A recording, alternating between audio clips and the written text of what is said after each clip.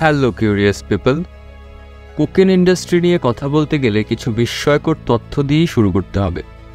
বিশ্বের মোট কোকেন চাহিদার 80% সরবরাহ করে একটি দেশ, কলম্বিয়া।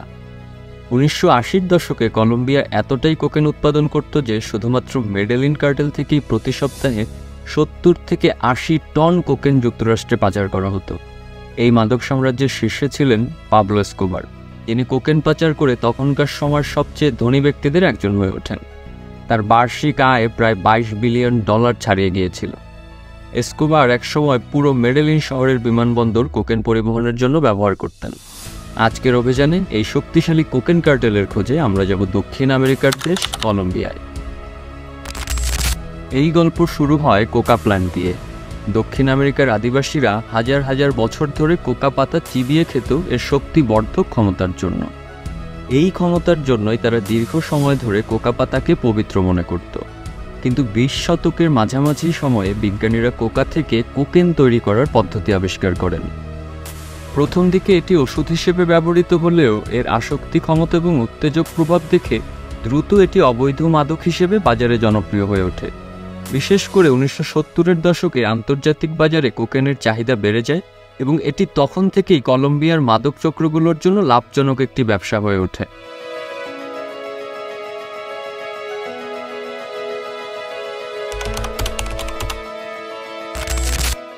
1970-এর দশকে কলম্বিয়ার মাদকের বাজারে প্রবেশ ঘটে পাবলো এসকোবারের। মেডেলিন কার্টেলের নেতৃত্বে থেকে তিনি কলম্বিয়াকে বিশ্বের সবচেয়ে বড় কোকেন সরবরাহকারী দেশে পরিণত করেন। তার সাম্রাজ্য এতটাই শক্তিশালী হয়ে উঠেছিল যে একসময় পৃথিবীর 80% কোকেন তার কার্টেল থেকে সরবরাহ করা হতো। প্রতিদিন প্রায় 15 টন কোকেন মার্কিন যুক্তরাষ্ট্র ও ইউরোপে পাচার হতো এবং এসকোবার প্রতিদিন প্রায় $500 মিলিয়ন উপার্জন করতেন। এমনকি তার টাকা এত বেশি হয়ে গিয়েছিল যে প্রায় 10% কাগজের নোট ইঁদুরের কামড়ে অথবা ভেজা পরিবেশে পড়ে নষ্ট হয়ে যেত। এসকোবারের জীবন এবং ঘটনাবলী এতটাই নাটকীয় যে এ নিয়ে পরবর্তীতে আলাদা একটি ভিডিও বানানোর ইচ্ছা আছে। এসকোবারের পর মাদক ব্যবসায় প্রবেশ করে ক্যালি কার্টেল। তারা এসকোবারের মতো প্রকাশ্যে সহিংসতা দেখিয়ে কাজ না করলেও ব্যবসায় তাদের প্রভাব কম ছিল না। মেডেলিন কার্টেল এবং ক্যালি কার্টেল মিলিয়ে কলম্বিয়াকে কোকেনের গ্লোবাল হাব বানিয়ে ফেলেছিল। যদিও 1993 সালে এসকোবারের মৃত্যুর পর মেডেলিন কার্টেল দুর্বল হয়ে পড়ে এবং একসময় ক্যালি কার্টেলও ধ্বংস হয়ে যায়, তবু মাদক ব্যবসা থেমে থাকেনি। বরং কলম্বিয়ার মাদক ইন্ডাস্ট্রি ছোট ছোট অপরাধী গোষ্ঠীতে বিভক্ত হয়ে যায়, যেগুলো বাকরিম নামে পরিচিত।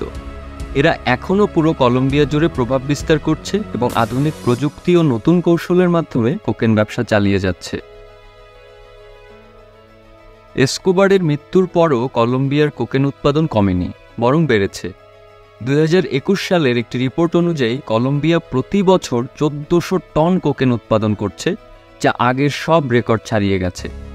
কলম্বিয়া আজও বিশ্বের বৃহত্তম কোকেন উৎপাদক এবং সারা বিশ্বের 70% বেশি কোকেন এখান থেকে সরবরাহ হয়। এই কোকেন ব্যবসাকে থামাতে কলম্বিয়ার সরকার এবং আইনশৃঙ্খলা রক্ষাকারী বাহিনী অনেক চেষ্টা করলেও তারা এখনও পুরোপুরি সফল হতে পারেনি। 2000 সালে কলম্বিয়া সরকার প্ল্যান কলম্বিয়া নামক একটি উদ্যোগ নেয়, যার লক্ষ্য ছিল মাদক ব্যবসা বন্ধ করা এবং দেশের দীর্ঘস্থায়ী গৃহযুদ্ধের অবসান ঘটানো। এই পরিকল্পনায় যুক্তরাষ্ট্র প্রায় $10 বিলিয়ন সহায়তা দেয়। এর মধ্যে সামরিক সহায়তা ছিল অন্যতম, যাতে কলম্বিয়ার পুলিশ এবং সেনাবাহিনীকে শক্তিশালী করা যায়।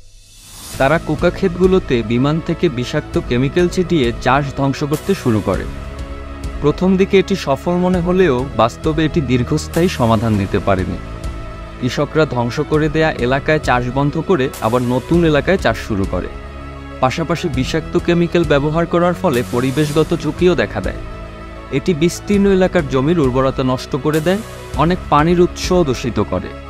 এর প্রভাবে গ্রামের জনগোষ্ঠীর জীবিকা এবং স্বাস্থ্যেরও ক্ষতি হয়। এছাড়া কলম্বিয়ার গ্রামীণ অর্থনীতি এতটাই কোকা চাষের ওপর নির্ভরশীল হয়ে পড়েছিল যে কৃষকরা সহজে কোকা চাষ বন্ধ করতে পারছিল না।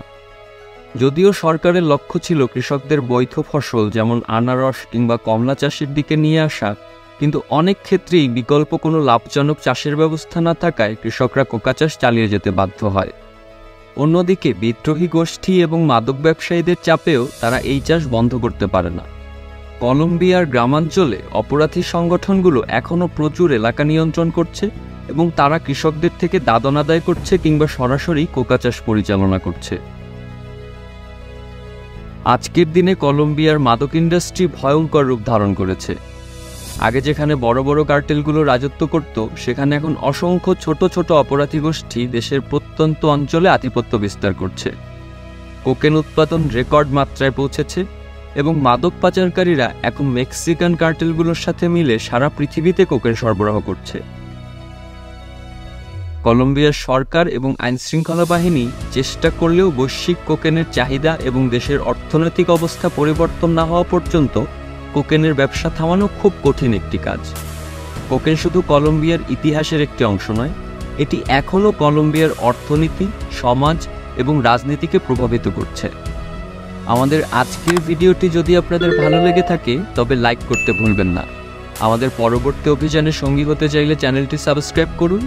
আমরা ফিরে আসব নতুন কোনো রোমাঞ্চকর গন্তব্য নিয়ে।